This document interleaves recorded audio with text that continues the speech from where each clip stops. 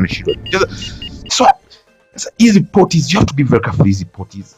Unakumbuka wakati tunashughulika na sijui tuna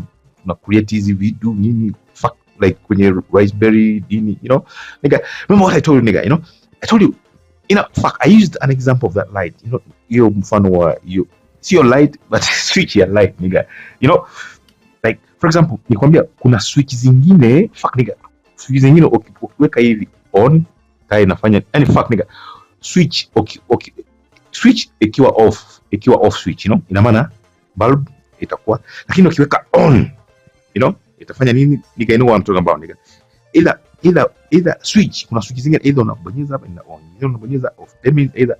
ina maana hapo signal either ndio au hapana nigga, you know. Unajua unaweza kukuta maybe ndani kawaya kadogo tu kamegusa tu imewaka, unaweza kukuta maybe kwa kizito kwa kibongo cha ndo kimegusa imewaka, so fuck we don't care sijui kitu gani imewaka ijawaka, you know, fuck me nigga. Sasa huo usumbufu wa mara sio nini nigga,